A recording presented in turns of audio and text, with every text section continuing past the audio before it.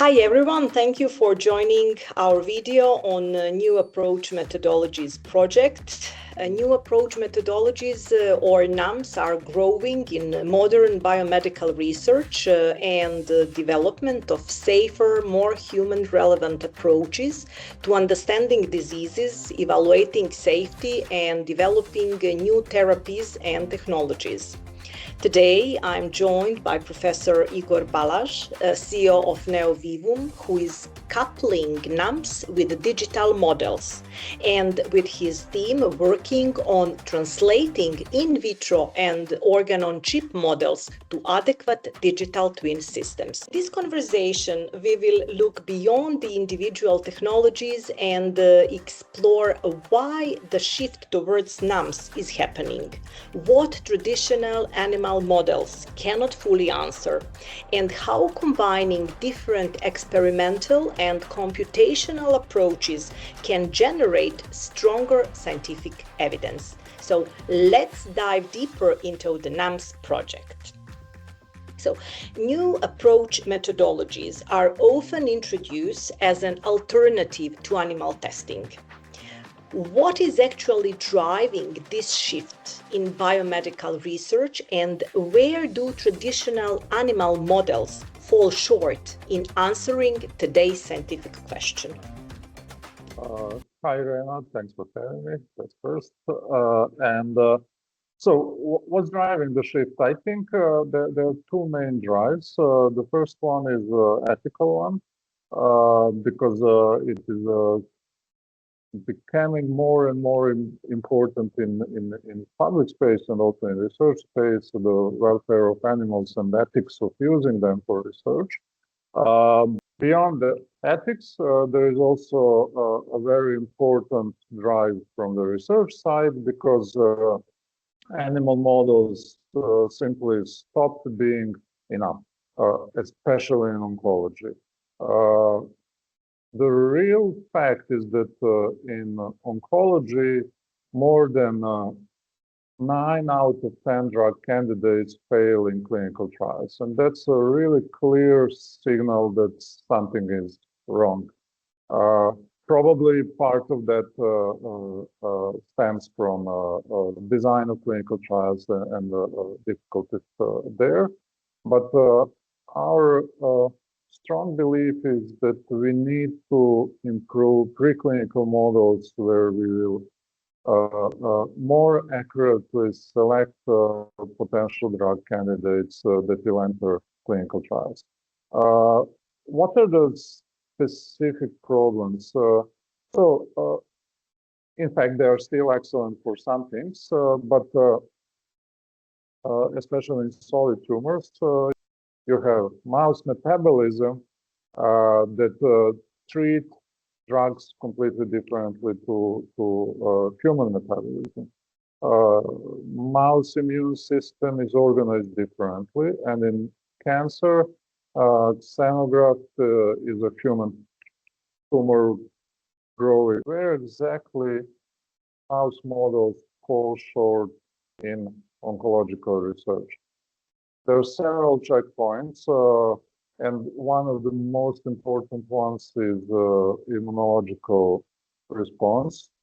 In mice models, you often have immunodeficient mice, and we know that in humans, immune response is one of the main drivers of drug efficacy in clinical practice. So you have a clear mismatch of what you are trying to know about the efficacy and mechanism of action of drug and the animal model you're using.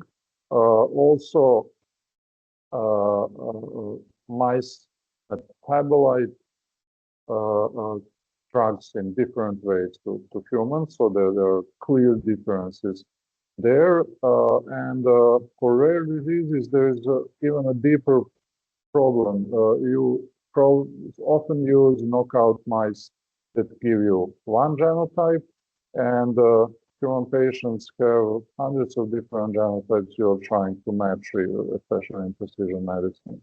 So the animal models often, especially in oncology, cannot represent the variability on both genetic side and physiological side that the actual clinical problem represents in real practice.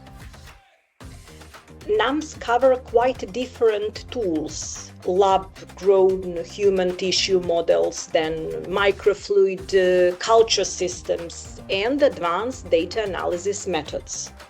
Why does combining several of them tend to produce more convincing science than relying on one alone? Yeah, thanks. So the short answer would be physiology is extremely complex. I could stop there, but let me just briefly dive deeper into that. There is a lot of moving pieces and a lot of factors in human physiology that determine how the drug will be effective in a treatment. It needs to circulate through systemic circulation. It needs to reach tumor. It needs to penetrate tumor, to extravasate out of blood vessels, to diffuse through tumor cells, to maybe fight with immune cells in the tumor, to reach locally concentration that is able to kill tumor cells. So you have a lot of aspects that need to be satisfied at the same time. There, at the moment, we currently does not have proper tools to represent all of them in vitro and in a laboratory setting. So basically, as the state of art is now, we need to rely on developing several NAM systems to properly represent and replicate a set of physiologically relevant questions and settings where we can test things. In addition to that, what we realized is the need to couple those physical systems with digital ones, where you will be basically able to create virtual representation of those systems and experiment more freely with those. On the other hand, we deeply believe that we need to couple those physical systems, organ chips and so on, with their digital counterparts, so let's call them digital twins, that basically, in the ideal case, will enable you to cover a much wider set of experiments that is physically possible. In a wet lab, you usually have a lot of practical constraints, from the budget to time and space constraints. And the long-term idea with coupling them with digital twins is to make things much faster, more accurate, and cheaper at the end of the day for the lab. So to try to conclude with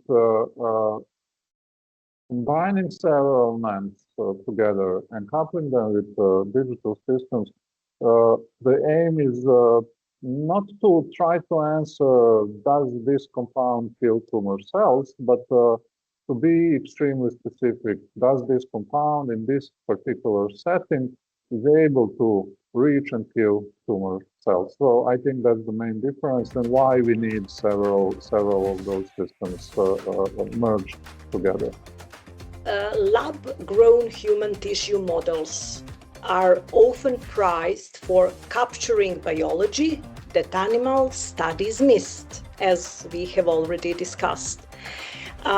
What specifically makes them more informative for researchers, and how do they change the concept of what a study can even ask? Yeah, thanks. So I think we can divide it into three points. So first one is quite simple. They're human, they're not animals. So they match actually what is our target in drug or treatment development. If they're human-derived cells, then you have additional benefit because they are specific to individual patients, including the patient's mutations or different genetic changes. Then to that we add a really important thing that we can experiment with NAMs in a way that obviously we cannot experiment with humans. So with human patients, one of the pillars of the entire clinical practice is first not to do harm and then to help him. So experimentation is completely out of question.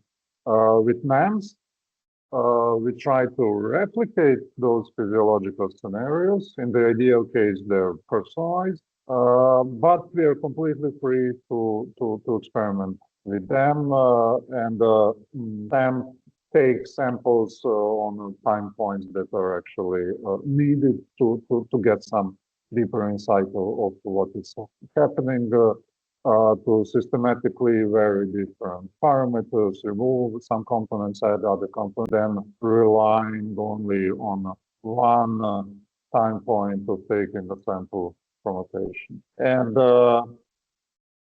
I think it boils down to third point, and it's quite important. If we rely on animal models, then genetic differences in humans are just noise we need to try to deal with. If we include patient-derived models, those genetic differences became part of the experiment, and there are parameters we can account for and shape our research and our, let's say, drug development program into exactly that direction. So again, similar conclusion as I made a few minutes ago. We are not asking a general question, does something work, but exactly how it works, where it works, why it works in specific scenarios. Modern data analysis methods now play a large role in this field. How do they help researchers make sense of complex biological data generated across different experimental systems, and what has to be demonstrated for the results to be trusted rather than just technically impressive? Yeah, thanks. So now you're coming to my pain points. So we have a ton of data, and the problem is we have a ton of heterogeneous data that are usually, if they are collected from clinical practice from different databases, they are collected often in a non-harmonized way with each other, with often missing data, crucially missing data, at different time scales, in different formats, at different levels of biology. So the question is far from trivial, and I would probably say actually it's one of the most important questions there, because at the end of the day, those data drive how you numerically parameterize your model, and it reflects on how well it represents the real case. And we are on the scale of developing model as an abstract representation of something toward digital twin as a more concrete virtual replica of something. And data governance, data handling, data pipelines are one of the crucial things there. On a daily basis, we have that very same problem. Unfortunately, the problem is that seal data space is, as I said, really heterogeneous. On the other hand, we have a lot of standards, we have a lot of recommendations guidelines, proposed pipelines, and so on. But maybe, but that's my personal impression, maybe we have too many of competing pipeline proposals because they are not fully harmonized with each other. So that makes another problem, because if I do something, I got impression that I did everything by the book, but there are also other books people are using and they're not harmonized. And then if you try to merge all of those together, you have a really big problem. So this is about problems, and where it can help. Well, it can help in implementing standards. Standards are there. They're largely defined. You have ontologies, you have knowledge graphs, you have protocols, but it seems to me that proper implementation and transparency are quite a big problem there. What needs to be shown for results to be trusted? Well, the level of evidence is sometimes quite different in purely research space compared to applied medical research. In research space, I'm kind of afraid to say, but you aim to publish a paper, and then you often do things at the quality level that's enough for that. But more often than not, it is not enough for clinical studies. So I would urge researchers to look more into the reality of the field and see what is happening there, and actually upfront see what. I think these are the main points, and just one additional one is that so each model is abstraction of reality. However you want it to be precise, it's by definition abstraction. So you always have things that you deliberately omitted from the model. Probably thinking that they're not important, and maybe they are important, maybe not. You never know. So that's why it is quite important that you be completely honest with the uncertainty of the model and really precisely map what is the sensitivity of the model, what is the uncertainty, what are the basically what is the scope of possible results you can present, and how you present them to the public in whatever format it is, a research paper or a clinical report. Where do current requirements fall short, and what would need to change scientifically or procedurally for regulators to treat non-animal evidence as sufficient on its own, rather than being just supplementary to conventional testing? Yeah, well, it seems like an extension of my previous answer. Exactly, it is. We have already touched base. Yeah, the issue. It seems that one of the assumptions on the regulatory space when approving first-in-human studies is that your result can scale from animal to human. That's, I don't know if it is a hidden assumption or explicit assumption, but it works as something that's on the table. And I'm talking about oncology. In other fields, maybe it's not the case, but in oncology, it simply breaks. There are no reference materials in the animal space that you can calibrate against humans in a completely proper and predictable way. So physiological models used for that extrapolation are not properly parameterized for human use, and that's obviously in a high failure rate of clinical trials for novel drug candidates. Procedurally, I think the missing piece is basically the method. How you can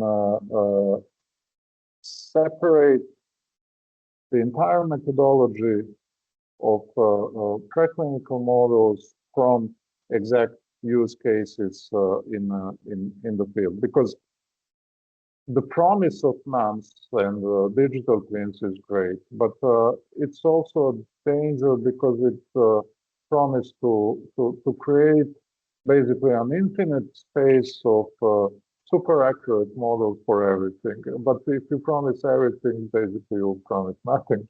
And that's something that's the balance we need to find. I think we should be very clear and precise that NAMs and digital twins will obviously not solve all the problems. So I don't think they will be, at least in the near future, they will be sufficient on their own. They need to be coupled with existing models. However, those existing models have a lot of shortcomings. At least they're properly standardized, they're proven to where they work, where they do not work. You have very well established practice and protocols you can follow. So we need to learn from them and basically try to aim for the same level of procedural quality in NAMs. Thank you.